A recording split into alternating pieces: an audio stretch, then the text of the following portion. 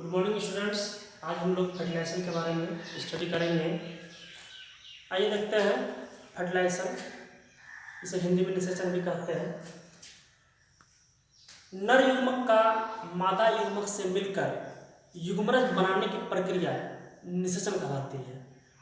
Fusion of male gamete and female gamete and to form a zygote is called fertilisation. विद्यार्थियों, female gamete ovum कहलाता है, male gamete sperm कहलाता है। दोनों का फ्यूजन हुआ, अगर जायगोट नहीं बना तो फर्टिलाइजेशन नहीं हुआ। मीन्स जायगोट बनना चाहिए। दोनों का मिलकर जायगोट बनाने की प्रक्रिया निषेचन कहलाती है। और ये निषेचन की प्रक्रिया फीमेल रिप्रोडक्टिव सिस्टम के ओविडक्ट में संपन्न होगी। यहीं पे संपन्न होगी यह भाग में। फर्टिलाइजेशन दो प्रकार के होते हैं, external fertilisation and internal fertilisation. बाह्य निषेचन और अंतर निषेचन। बाह्य निषेचन प्रायः जलीय जीवों में होता है, कुछ एम्फीबियंस में भी होते हैं, मेढक में, मछलियों में, इन सब में बाह्य निषेचन होता है, यानी उनको जलीय माध्यम चाहिए। और प्रायः स्तनधारियों में अंतर निषेचन होता है, यानी इंटर फर्टिलाइजेशन। निषेचन की प्रक्रिया, फर्टिलाइजेशन की प्रक्रिया शरीर के अंदर होगी। आइए देखते हैं कुछ खास बातों को जो फर्टिलाइजेशन में हमें याद रखना जरूरी होता है। फर्टिलाइजेशन प्रक्रिया की शुरुआत मेल और फीमेल के कॉपुलेशन यानी उनके शारीरिक संबंध, फिजिकल रिलेशनशिप से शुरुआत होती है।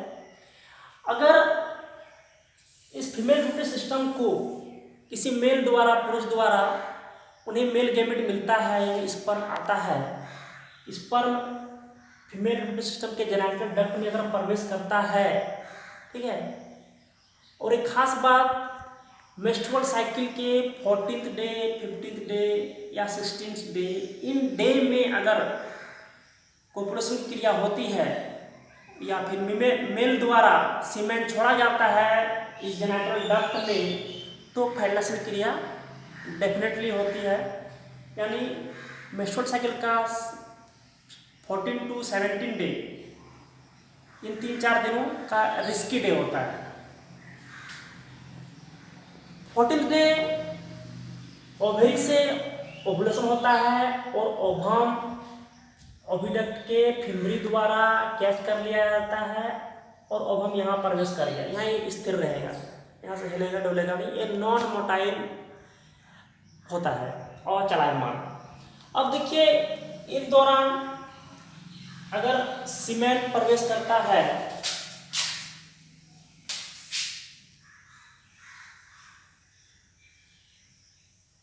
ये स्पर्म है,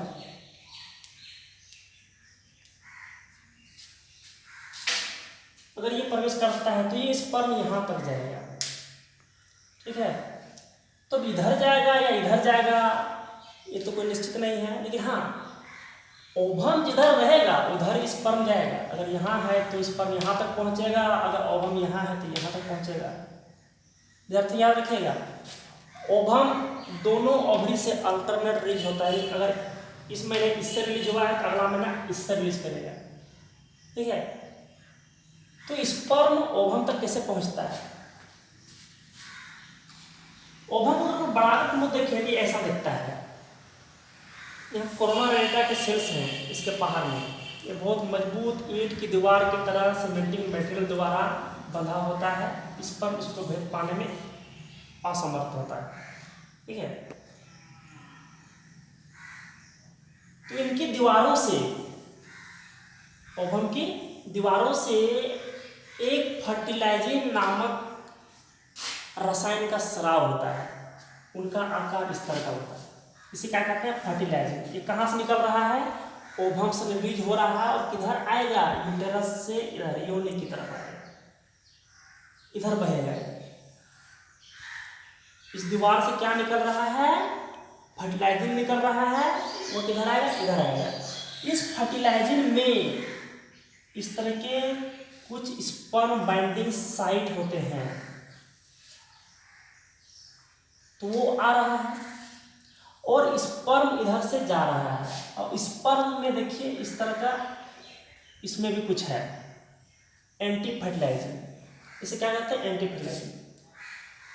तो इस स्पर्म का अपने एंटी फर्टिलाइजिंग द्वारा फर्टिलाइजिंग के स्पर्म बाइंडिंग साइट से क्लम्पिंग हो जाएगा, इससे अटैचमेंट हो जाएगा, जुड़ जाएगा, एडहेशन हो जाएगा, या बोलेंगे क्लम्पिंग हो गया।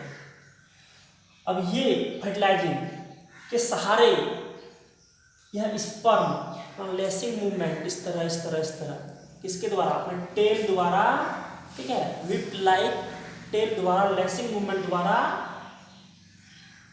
आगे बढ़ेगा, ओवम की तरफ जाएगा। अब इसे पता चल गया कि ओवम कहाँ है, किसके द्वारा पता चला, जो इसके द्वारा स्राव किया गया था फर्टिलाइजिंग का, उसके द्वारा पता चल गया।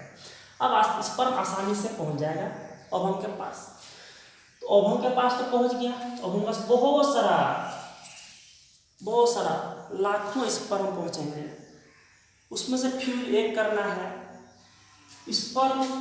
ओवम के चारों ओर इस तरह के बहुत सारे सेल्स हैं कोरोनेटा के, इनको भेद के अंदर जाना है। तो इनका केंद्रक यहाँ है, 23 क्रोमोसोम्स का जो उनका कंटेंट्स है वो अंदर में है।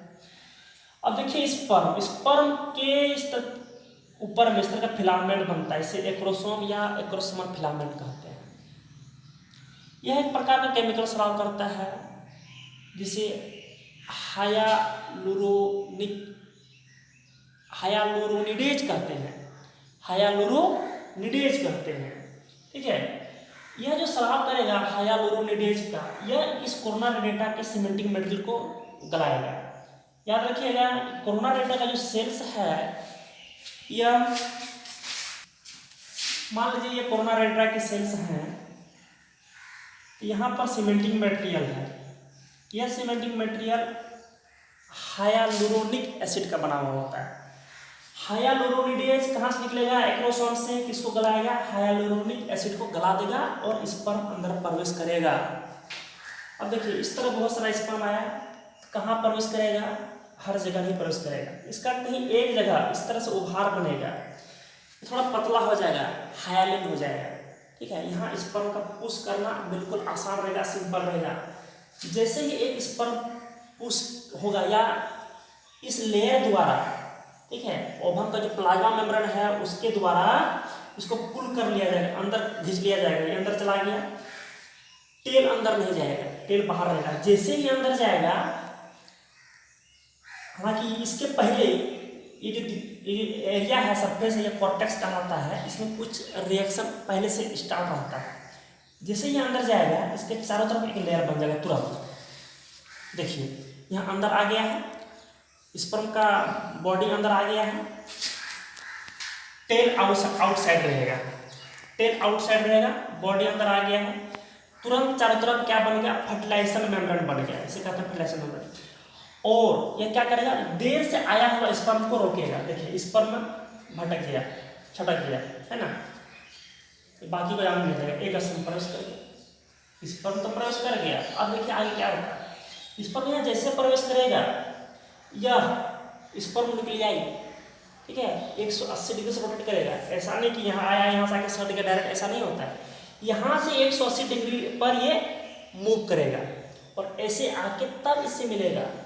जब ये यहाँ पे आ जाता है, ठीक है, यहाँ पे आ गया, तो दोनों का न्यूक्लियर मेम्ब्रेन आपस में घुल जाता है, और दोनों के कंटेंट्स आपस में मिल जाते हैं।